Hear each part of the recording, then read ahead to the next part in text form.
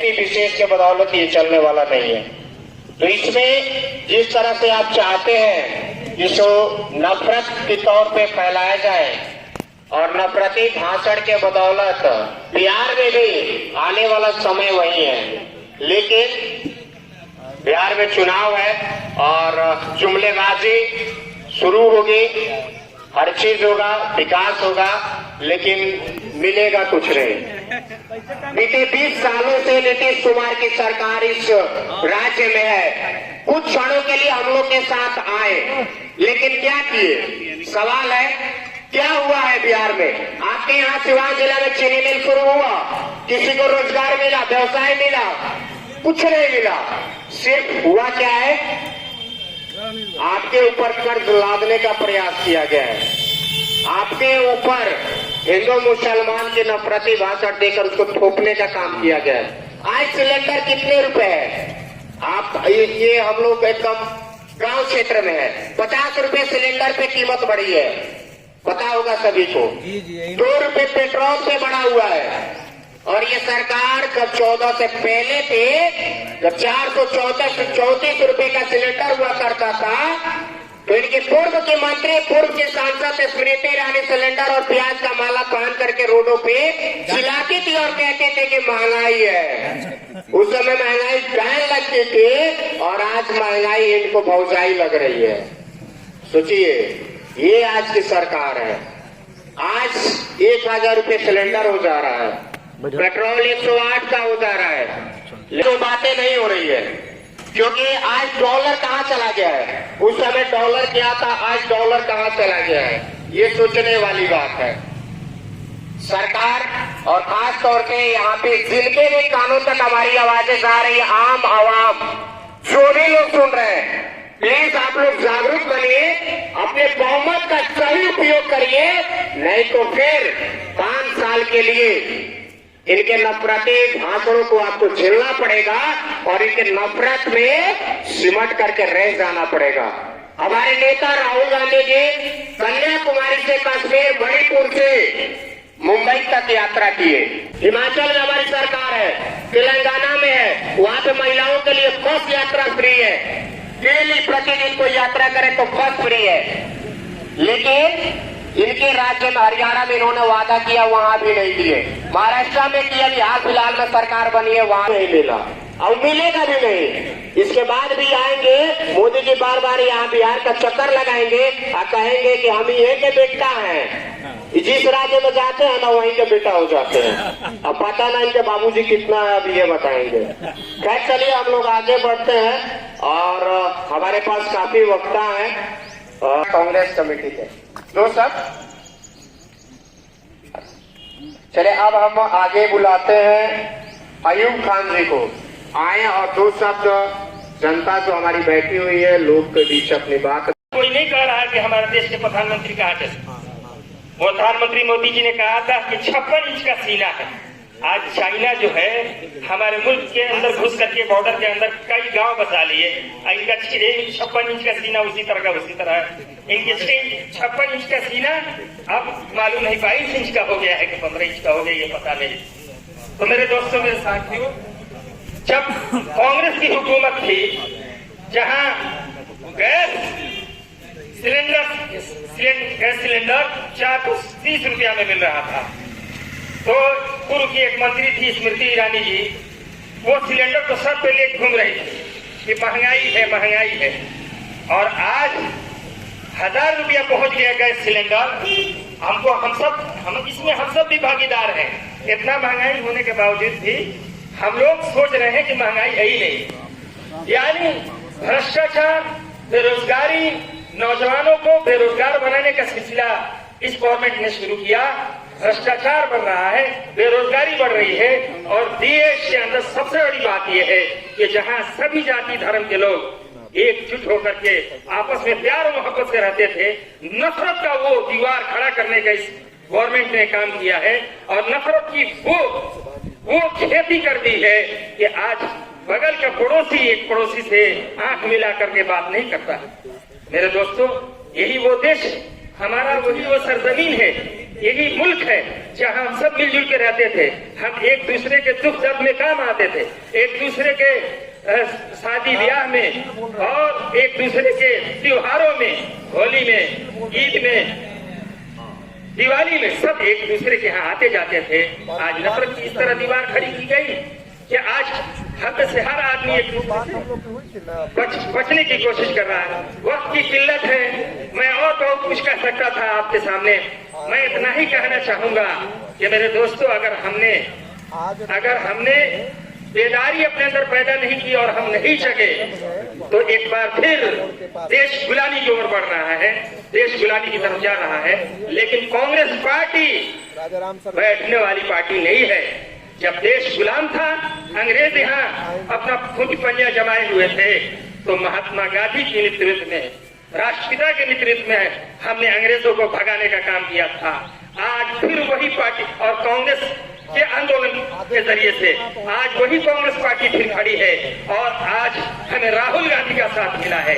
हम फिर इन अंग्रेजों के इन चेलों को फिर एक बार बाहर करने का काम करेंगे और हम अपने देश को न बिकने देंगे और न बिकने देंगे। और प्यार और मोहब्बत जो इस बार जिस तरीके से इस देश में था, उस प्यार और मोहब्बत के फूल को एक बार फिर खिलाने का काम करेंगे और सबको एक साथ लेके चलने का काम करेंगे। तुम भी पियो हम भी पिए रब की मेहरबानी, तुम भी पियो हम भी पिए रब की मेहरबानी, प्यार के कटोरे में गंगा का पानी, प्यार के कटोरे में गंगा का पानी। इन्हीं शब्दों के साथ मैं अपनी बात को खत्म करता हूँ। जय हिंद, जय भारत, जय कांग्रेस। करने का काम करें।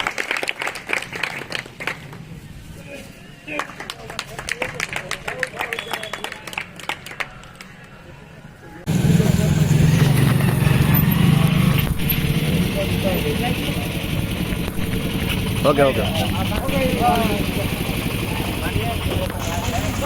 आप लोग के द्वारा भीम शक्ति कार्यक्रम किया गया, उस पर क्या कुछ कहिएगा? कांग्रेस पार्टी ने एक मुहिम चला रखी है पूरे देश के अंदर में जी। और उसी के तहत आज सिवान जिले में यह कार्यक्रम हुआ है जी। इस कार्यक्रम का मकसद साफ है जी। कि जिस तरीके से जो मौजूदा हुकूमत है, जी जी। जिसमें जिम्मेदार लोग संसद में बैठे हुए देश के तोड़ने की मुहिम में लगे हुए हैं जी। और अमित शाह ने जिस तरीके से अंबेडकर जी का संसद में बैठ के अपमान किया जी। उसको हम पूरे गांव जाकर हम प्रचारित उसको करें और सही तरीके से जो धारा है, जो देश को बनाने वाले लोग हैं, जो असंख्य लोगों ने अपनी जान दे दी, कुर्बानी दे दी इस देश को आज़ादी को पाने के लिए, इस देश के संविधान का निर्माण किया गया, उस पर किसी तरह का कोई हमला अगर कोई कर रहा है उसको हम बर्दाश्त नहीं करेंगे। कांग्रेस की हुकूमत जब रही पूरे देश के अंदर में सब लोगों को मिला जुला कर इस देश को चलाया गया और फिर से जब हमारी हुकूमत आएगी तो निश्चित ही इनके तमाम कारगुजारियों को हम किनारे करके हम एक सही डायरेक्शन में देश को चलाएंगे। अम्बेडकर जयंती के मौके पे आप प्रखंड वाइज करके जी मतलब हर जगह जा रहे हैं, ये संदेश दे रहे हैं, मतलब कांग्रेस पार्टी ये करी वो करी, उस पर क्या करिएगा? आज विभिन्न प्रखंडों में कार्यक्रम ऑर्गेनाइज किया गया है। उस कार्यक्रमों में आज जैसे कि यहाँ हम भीखपुर मौजूद हैं, यहाँ सिसवन ब्लॉक के अंदर में, इसके पहले बढ़रिया के अंदर में, उसके पहले सिवान के अंदर में कार्यक्रम करते हुए हम लोग रघुनाथपुर, फिर दरौंदा, फिर महाराजगंज, फिर गोरिया कोठी, कई जगहों पर कार्यक्रम है इस तरह के। हम लोग को जाना है वहाँ भी और इसका मकसद साफ है कि देश के अंदर में बाबा साहब के विचारों को गांव-गांव तक फैलाया जाए और जो बाबा साहब के विचार जो थे उसको लेकर जो सबसे समाज के अंतिम पायदान पर खड़े व्यक्ति हैं, शोषित है, वंचित है, उनकी भागीदारी लोकतंत्र में बढ़े, वह सीधे तौर पर आए, इसको लेकर हमारी मुहिम है। चलिए, बहुत बहुत धन्यवाद। तो ये तस्वीरें आप सीधे तौर पे देख सकते हैं, रघुनाथपुर नवादा मोड़ से है, जहाँ पे सम्मानित करने का काम किया जा रहा है।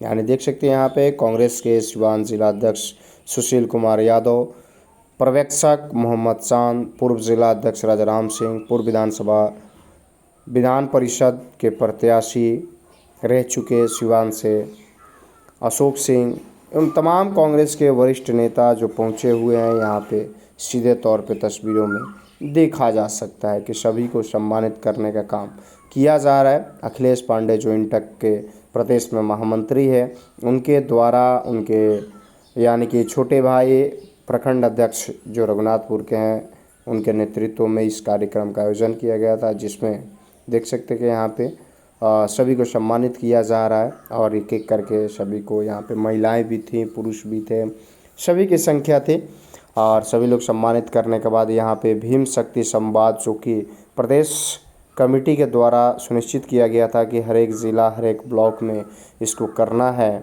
सो रघुनाथपुर में भी इस कार्यक्रम को किया जा रहा है, जो कहता साफ तस्वीरों में आप देख सकते हैं। यहाँ पे महिलाएं भी पहुंची हुई हैं, पुरुष भी पहुंचे हुए हैं, दोनों की संख्या स्पष्ट रूप से देख सकते हैं। और यहाँ पे यानी कि एक एक करके हर एक व्यक्ति नवनिर्वाचित जो जिलाध्यक्ष हैं सुशील कुमार यादव, उनको सम्मानित कर रहे हैं। और इसके बाद से कार्यक्रम जो है यानी कि सिवान जिले के अलग अलग प्रखंड में यानी कि जो 19 प्रखंड है, हर प्रखंड में कांग्रेस कमेटी की तरफ से इसका आयोजन किया गया, जिसमें मैक्सिमम जगह पे कांग्रेस जिलाध्यक्ष सुशील कुमार यादव पहुंच पाए। जिसमें ये तस्वीरें आप रघुनाथपुर से देख रहे हैं। इसके पूर्व में आपने सिसवर प्रखंड की तस्वीरें देखी, जहां पे सुशील कुमार यादव जो जिलाध्यक्ष है वो पहुँचे हुए थे और वहाँ पे सभी ने उनका सम्मान किया और उसके बाद से वहाँ पे संबोधन भी किए, कांग्रेस को कैसे मजबूत करे, जो अम्बेडकर जी का दिया हुआ संविधान है उस पे उन्होंने चर्चा की, इसको कैसे भाजपा खतरे में डाल रही है, कैसे ख़त्म करने का प्रयास कर रही है, इन तमाम बिंदुओं पे वार्ता की गई, बातें की गई और इन्होंने अपने भाषण के द्वारा जनता के बीच ये मैसेज पहुंचाने का कार्य किया कि आज की वर्तमान स्थिति किस प्रकार से, किस तरह से चलती जा रही है। इन तमाम बिंदुओं पे बात करने का इन्होंने काम किया। भीम जी जो हैं अम्बेडकर साहब हम लोगों का संविधान दिए हैं और दलित शोषित वंचित जितने लोगों का है सबको संविधान में समानता के अधिकार दिए हैं। उसी क्रम में कांग्रेस पार्टी ने मल्लिकार्जुन खड़गे साहब को जो दलित समाज से आते हैं उनको हम लोग अध्यक्ष बनाए हैं और उसी क्रम में प्रदेश अध्यक्ष राजेश राम जी को बनाया है। उसी क्रम में हम लोग नौजवान अध्यक्ष जो ओबीसी समाज से आते हैं हमारे सुशील यादव जी हैं और हमारे सीएलपी जो हैं शकील अहमद खान साहब हैं। ये हम लोग कांग्रेस पार्टी जो है बाबा भीमराव अम्बेडकर के सिद्धांत पर चलते हुए काम करते हैं और अभी जो पार्टी है दूसरी पार्टी जो है वो बाबा भीमराव अम्बेडकर साहब के संविधान को समाप्त करने के फेरे में है। उसको हम लोग होने नहीं देंगे और संविधान की रक्षा करेंगे। अमर रहे, बाबा साहब अमर रहे, अमर रहे और संविधान पर हमला नहीं करेंगे। क्या और आज रघुनाथपुर में बाबा साहब 35वां जन्मदिन के अवसर पर कानून जो दिए हैं हम लोग उनके सम्मान में बाबा साहब अमर रहे। उनकी जो कानून दिए हैं, जो हमको संविधान दिए, जिनके कर्तव्य को हम लोग याद करने के नाम में उनकी आज जन्मदिन मना रहे हैं।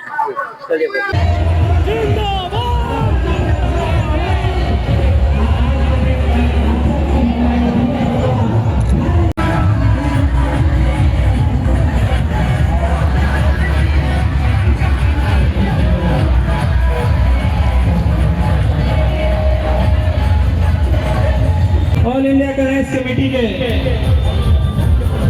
पर्यवेक्षक हैं, दिल्ली से चल के हमारे बीच आए हैं, इनका स्वागत कर रहे हैं। आप सभी लोग तालियां बजा के इनका सम्मान करेंगे। और देखिए बाबा साहब किसी एक जाति विशेष के नहीं थे, बाबा साहब इस देश के धरोहर हैं। बाबा साहब ने कभी किसी जाति के ऊपर टीका टिप्पणी नहीं की। बाबा साहब अपने समानता के लिए लड़े, अधिकारों के लिए लड़े। बाबा साहब का जो मिशन है वो अभी भी अधूरा है।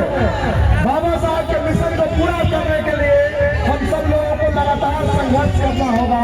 इस बात को निकालना चाहते हैं, इस बात को निकालना चाहते हैं कि आने वाले दिनों में जिस तरीके से देश के अंदर में संविधान पर खतरे बढ़ रहे हैं उस पर भी हमें सचेत रहने की जरूरत है, हमें सावधान रहने की जरूरत है और बहुत काफी मजबूती से भारत के संविधान की रक्षा के लिए अपने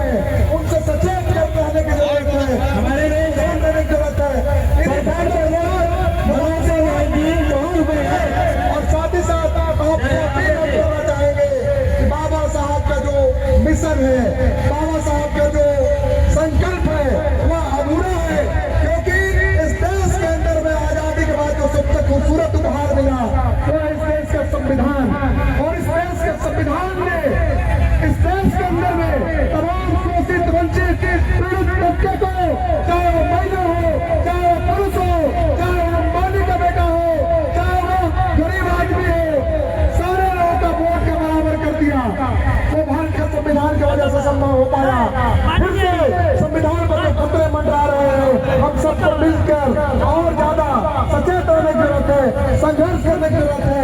निश्चित ही बाबा साहब का जन्मदिन मनाने के साथ यह भी हम लोग को संकल्प लेना चाहिए, भारत के संविधान के ऊपर में किसी तरह का कोई खतरा बढ़ रहेगा, हम इसे बर्दाश्त नहीं करेंगे, हम इसे कबूल नहीं करेंगे। भारत का संविधान इस देश के अंदर में सबसे खूबसूरत उपहार है आजादी के बाद का, इस बात को हमें याद रखना होगा। साथियों, इन्हीं बातों के साथ हम बात को समाप्त करते हैं, धन्यवाद करते हैं और आपने बोलने का अवसर दिया, धन्यवाद।